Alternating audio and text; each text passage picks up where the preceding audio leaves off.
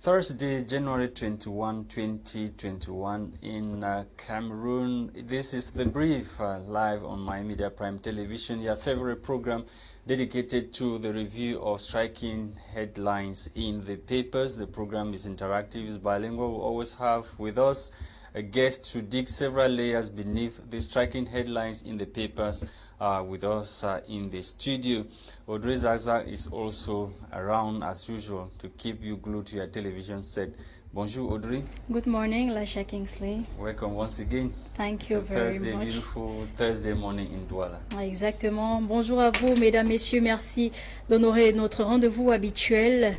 Paul Atanganji menace les chefs traditionnels de l'Ouest. C'est ce qu'on retrouve dans le journal, à la une du journal Le Jour ce matin, par lequel nous débutons. Et donc, le journal de Aman Mana, à en croire notre confrère, le ministre de l'administration territoriale, a tenu une séance de travail houleuse avec certaines autorités traditionnelles de cette région de retour de Bamenda, où il est allé évaluer les mesures prises pour conjurer la crise sécessionniste dans le nord-ouest. Paul Atanganji a fait escale également dans l'ouest.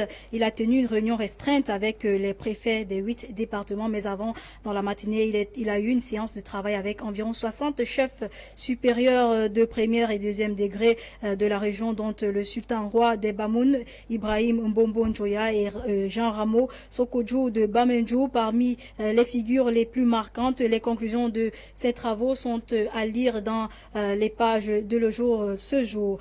Le trio hebdomadaire Le Soir, dans sa publication de ce jeudi, parle également de la réunion sécuritaire à l'Ouest, présidée par le MINAT. Le journal indique que malgré la situation sécuritaire sous contrôle, Paul Atanganji recommande vigilance des chefs traditionnels. C'était hier dans les services du gouverneur de la région de l'Ouest. On poursuit avec Cameroun Tribune qui se préoccupe de la pression des réfugiés centrafricains dans la région de l'Est. Le journal de Marie-Claire Nana note que suite à la dégradation de la situation sociopolitique et sécuritaire en République centrafricaine, les déplacés affluent dans les villes de Garoua-Boulaye, qui a vu arriver pas moins de 4500 personnes supplémentaires, une charge que l'État du Cameroun s'emploie à gérer avec l'appui des organisations humanitaires, peut-on lire, et la suite est en page 5 de Cameroun Tribune. Terminons donc avec Émergence, qui fait savoir dans sa publication de ce jour que le nouveau secrétaire d'État américain Anthony Blinken, nommé par le 46e président des États-Unis, affiche ses inquiétudes.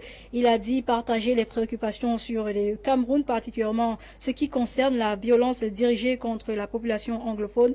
C'était lors de l'audience de confirmation au poste de chef de la diplomatie américaine. Voilà, mesdames, messieurs, pour les tabloïds en langue française. Place aux tabloïds en langue anglaise avec toi, LASHA Kingsley. Merci Audrey. Let's kickstart with the Lone English Daily, the Guardian Post newspaper this morning, which took interest in the outing of a British MP. According to the paper, British MP faults UK government for shady trade deal with the Biya regime, says it's a scandalous. UK has turned a blind eye on slaughtering of women, children and the elderly in the northwest and southwest regions of Cameroon in preference to clouded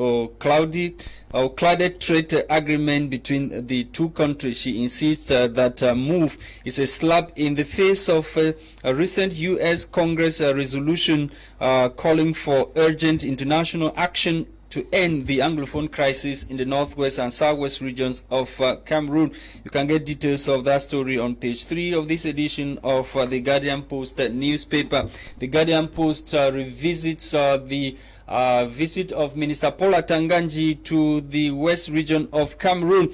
Visiting Minat Boss, according to the paper, cautions traditional rulers of the west region against petition writing. The minister also warned some of the traditional rulers who are outrightly violating the laws of Cameroon to refrain from such acts. If not, they will be stripped of their traditional title as revealed by some of the papers. Let's continue with the Guardian Post. The Guardian Post also talk about 10 million francs CFA that has been pumped into that's 10 billion francs CFA that have been pumped into Water to resolve the crisis that has been plaguing the loan utility corporation in Cameroon. You can get details of that story, the amount, on how the amount will be used, all in this edition of the Guardian Post newspaper. The paper also revisit the series of tragic incidents that have so far been recorded in the northwest and southwest regions of Cameroon in the first 20 days of 2021. That's 18 deaths, 18 persons killed so far since 2021. We are into 21 days into 2021, and we have recorded the northwest and southwest regions of Cameroon have recorded 18 deaths in the conflict that is ongoing in those parts of the country. And also talking about the conflicts in the northwest and southwest region of Cameroon, Bamenda and Bengui suspected amber explosives leave two persons seriously wounded. That was yesterday, and when the explosive was detonated by the said suspected Ambazonia fighters in the northwest region of Cameroon. Let's leave the Guardian Post newspaper. We're taking you to News Watch, which took interest in the security or working visit of Minister Paul Atanganji to the conflict-hit northwest region of the country. The paper quote Minister Paul Atanganji as saying that the government of Cameroon has won the war against the separatists in the northwest and southwest regions of Cameroon. He says pockets of resistance and last kicks of dying horse. He also called on those still loitering in the bushes to heed to President Paul Biya's call to drop their weapons, and he also hands President Biya special grants to fight ghost towns in the city of Bamenda. That those grants were handed to the city mayor of Bamenda, as revealed by News Watch newspaper. And G7 summit in UK to discuss economic recovery, climate change. PM Boris Johnson, according to the paper, to use G7 presidency to unite leading democracies in the world. That's the leading democracy to help revamp the world's or build the world's economy that have been so far hit so far by the coronavirus pandemic.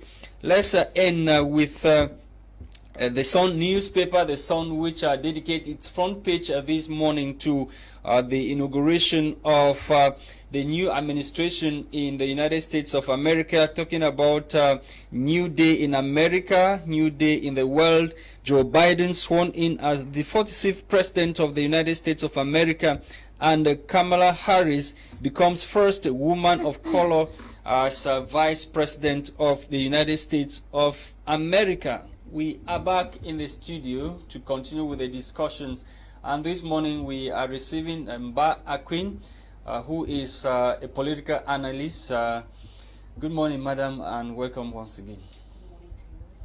Are you faring today? I'm fine, thank you. Okay, let's kickstart with Minister Paul Atanganji's visit. He was in Bamenda, where he declared the government of Cameroon has won the war against the separatists. Yesterday, he held a working session with traditional rulers of the west region of the country, where it is reported by many newspapers that he those traditional rulers of the west region of the country. LASHA Kinsley, when you look at what Atanganji went and did in these zones of the West, really, to me, the declaration it's a mockery, because you can understand that the deaths in the northwest and southwest region keep increasing. So when he comes out publicly and says that the government has won the war against the secessionists, to me it's like a blow. It's a mockery. It's funny because we see that instead for him to bring solutions to be able to stop the Anglophone crisis, he better comes out. It's like it's a measurement of power to me, because this battle it is a war that has caused a lot of deaths. It is a nightmare to so many Cameroonians. For a man like that, who will come out, a government official that is supposed to bring solutions, because what Cameroonians need at this juncture, it's solution. They were supposed to organize an inclusive dialogue so that solutions will be meted, rather than coming out and saying the government has won the war. Can't this outing be given a different connotation? I don't think so. Interpreted in a different form as to probably meaning the government is gradually ending the war. The government has won. When you won something, it means that thing is now yours. No, because Mr. Lasha, when you look at this war, actually, because on the both parties, no one wants to come to a compromise. Yes. All of them, they are fighting for their own personal gain. Like we are not giving up. The secessionists on their side say we are not giving up. So when Atanganji comes out and pours out a declaration like this, it simply shows that they are trying to measure powers. No one wants to compromise. It means they don't want to look for solutions to this. They want to say that the government will not compromise, the government will not organize an inclusive dialogue. Rather, we continue with our military inclusive power to make sure that we will win the war. It is, to me, it's a negative declaration, and it will better increase the war. Okay. Because this is trying to, provoke those guys. It is a provocation.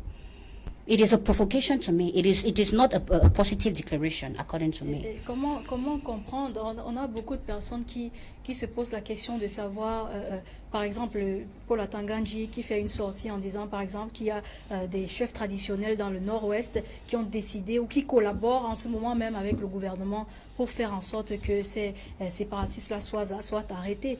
On a envie de se poser la question, comment comprendre cette communication? Est-ce que ça ne va pas plutôt pousser les séparatistes peut-être à plus de kidnapping de chefs traditionnels de ce côté-là? En fait, Audrey, c'est pour te dire qu'au Cameroun, les chefs traditionnels ont perdu ce qu'ils devaient faire. Parce qu'en tant que chef, tu ne dois pas être dans un parti politique. Donc, il est juste en train de donner à Mondovision, à tous les Camerounais, que les chefs traditionnels sont dans la politique. Parce que normalement, un homme traditionnel doit être apolitique. Il est là pour étudier the custom and tradition. Donc, c'est lui qui garde la coutume. Donc, normalement, les chefs traditionnels ne doivent pas s'impliquer en politique. Maintenant, sa déclaration va juste donner, ça met plutôt la vie des chefs traditionnels en difficulties. Ils ne sont pas en sécurité. Parce que ceux gens-là vont les attaquer. Parce que normalement, en tant que chef traditionnel, tu dois être like a middleman. Donc, tu dois être une brèche. Le gouvernement, et tu amènes les problèmes de ton peuple au gouvernement, pas être impliqué en politique. Donc moi je pense que cette déclaration va plutôt donner plus de force à ce gars d'attaquer nos chefs. Donc je pense que c'est pas bien. Dans tous les cas, on est mal parti alors. Bien sûr, moi ce monsieur Atanganji vraiment, il me dépasse. Parce que parce que ce monsieur il doit plutôt montrer à la jeunesse que nous sommes que le gouvernement est là pour protéger la culture, est là pour protéger les chefs traditionnels. Mais plutôt il est en train de jouer à ce qu'on appelle la politique du gouvernement. We call that the Jacobins politics in Cameroon. Because normalement, ce genre devait plutôt montrer au monde entier ou bien aux Camerounais que le chef ne doit pas s'impliquer. C'est pour ça que vous allez constater que pendant les régionales, les chefs traditionnels se sont mis à bagarrer. Pourquoi? Parce que nous allons voir que dans toutes les choses, les chefs traditionnels s'impliquent en politique. Don't you think, let me take you to this other one. Don't you think that some of those traditional rulers, they are helpless? They have to align with the administration to be able to look at, for example, His Royal Highness Sokuju of Bamenju, in the west region of the country. He's staunch critics of the Biya's regime, and at the moment that Minister Paul Atanganji was having a meeting with them, a communique was being issued by the Senior Divisional Officer for Upper Plateau Division, warning or calling the attention of His Majesty. Yeah. So how can the chief really work without being implicated in politics? That is the problem in Cameroon, because these chiefs are helpless. They are helpless because Even if you are not a chief or as a normal, let's just take a normal businessman in Cameroon, if you are not implicated in the government, your things do not work normally. You must be implicated. So the government always have a way of handling its citizens who really wants to, be against them. They always have a means to handicap you. So this chief of Bamenju, he's a deuxième degré, he came out and I watched him live. I listened to him. He stated his own plight. It is normal. He stated the plight of Cameroonians. He's a neutral body. He's not supposed to get implicated in business. He fought for independence. Sure. So, among those who and I saw the letter that was issued to him, warning him to, that il est en train de vouloir appeler la population à l'insurrection. To me, it's wrong. He has the freedom of speech in Cameroon. You have freedom of speech before speech, but after your speech, you are no longer free. That's the issue in Cameroon. And they always have, this Jacobin government always have a way of handling or handicapping those that are against them, or those that criticize them. If he refuses to do what the minister is asking him to do, would he he's not compelled to do that. He's not compelled to do that. No, it is not Atanganji that put him where he is. He was being elected by his people from his village. He was being elected and he was not nominated. Atanganji has no power over him. So why is it that most traditional rulers, they are not acting independent? Because they are hungry. Because the Cameroonian traditional rulers are hungry. They are hungry. They are helpless. With the people they have. Yes, because their subjects do not come. That is why I want to call on all the subjects or elites. They should help their chiefs financially. They should help their chiefs, because this pushed our chiefs, our traditional rulers, to get involved into politics because they want to eat. They don't want to care for their family. They are helpless. So the government will always handle you. I give you this and you stay loyal to me. That's the issue in Cameroon. So what do you do with your people now? You stay loyal and then you... That is why I said the elites of villages, of tribes, ethnic groups, they should be able to help their local chiefs to become financially independent so that they will not be at the beck and call of the government and its regime. Okay, Audrey. On a également cette information dans Émergence qui parlait du fait que le nouveau secrétaire d'État américain Anthony Blinken semble s'intéresser à la situation du Cameroun, précisément la crise anglophone. Alors on se pose la question de savoir, mais que se passe-t-il exactement? On a l'impression que ces gens-là semblent s'intéresser seulement lorsqu'ils sont sur le point d'avoir des postes ou alors lorsqu'ils sont sur le point d'être nommés. Pourtant, il y a bel et bien certains acteurs de cette crise qui sont logés dans leur pays. Audrey, je te dis que ça c'est la politique. Dans la politique, tout est possible. Moi, je pense que il est juste en train de vouloir attirer l'attention du Cameroun. Ce n'est pas la première fois. Nous avons vu beaucoup d'opinions publiques qui ont fait des sorties et ils ont décrié le fait que le nord-ouest et le sud-ouest, ça doit être le problème du nord-ouest et du sud-ouest doit se taire. Donc moi je pense que c'est une sortie positive. On ne doit pas la canaliser négativement parce qu'il est au point d'être nommé ou bien il est au point d'être dans un poste de responsabilité. Moi je pense que le gouvernement de Cameroun doit prendre ça en force pour pouvoir taire, parce que cette crise a beaucoup décapité le gouvernement du Cameroun. Ça a beaucoup gâté le Cameroun. On ne doit pas seulement se dire que c'est ceux qui sont dans le nord-ouest et du sud-ouest qui en souffrent. Nous tous nous souffrons. Donc cette crise vraiment doit se taire et on doit appeler au gouvernement de chercher les solutions que de sortir et de faire de mesurer les pouvoirs en disant que le gouvernement est en train de gagner cette bataille. C'est pas une bonne déclaration. Ça c'est une déclaration qui fâche et plutôt ça ne peut pas améliorer la situation. Les Camerounais ont besoin des paroles adouciantes, les paroles qui peuvent apaiser les cœurs, les paroles qui peuvent ramener à la solution, pas aux paroles qui fâchent. Donc c'est donc ce que le monsieur il est en train de faire, Anthony Blinken est en train de Bien sûr, il est en train de vouloir appeler l'attention que c'est trop, c'est 4 ans. Nous avons perdu les vies. Regardez la situation. Ils sont dans leur pays. Ils sont dans leur pays. Let me tell you. Of course, America is a free state. American is a free state. And American democracy does not work like us. You understand? Even though these guys that are the men behind the mask of the Northwest and Southwest crisis live there, I believe that it is on the government of Cameroon, because last time TEBONG wanted to send some Cameroonians back home.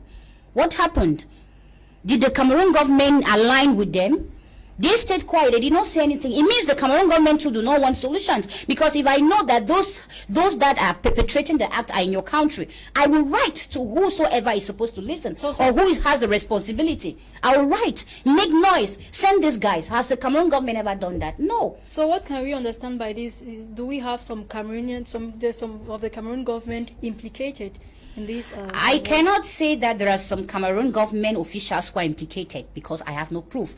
But all I am saying is that on the both parties, there are people who benefit efficiently from this war, and they pray that it doesn't end because it has become like a money-bringing business to so many Cameroonians, to so many people. I cannot name them because I am not sure. I do not know them, but it's a reality. Do you really think much will change with Biden's administration when it comes to the Anglophone crisis? Well, Joe Biden, he's a Democrat, right? Yeah, of course. He's a Democrat, and I think that the democracy that is being practiced in the U.S. might lightly affect Cameroon. It might, how can I say, contaminate Cameroon, because we saw what happened with Trump. Trump really wanted to fight against the institutions of the United States. But they proved to us that institutions are bigger than a man. That is what I want the Cameroon government to copy. Because in Cameroon, let me tell you the truth, humans, or those that make the institutions, are bigger than the institutions. That is a lesson we, the Cameroonians, are supposed to learn from the United States administrations and their institutions. No man is bigger than an institution. So it boils down to the fact that Cameroon needs strong institutions and not strong men. We still need time to build that. We need time, yes, but do we have the willingness to do that? That's the problem. Because the Cameroon government does nothing good except you criticize them or except you fight them. That's the truth. They always want to have critics before they do something better. I think that they should learn from the United States democracy. Okay. No man is bigger.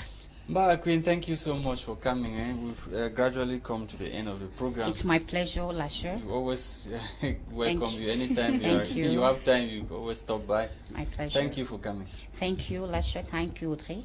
Voilà, mesdames, messieurs, c'est tout pour débrief de cette édition. Restez scotchés pour plus sur My Media Prime Television. Thank you, televiewers, for watching. It's the end of the program, which was, of course, produced by TEBONG, CHRISTAIN, and for presentation, we've been AUDRE, ZATSA, and myself, LASHA Kingsley. Tomorrow is another day. Bye-bye.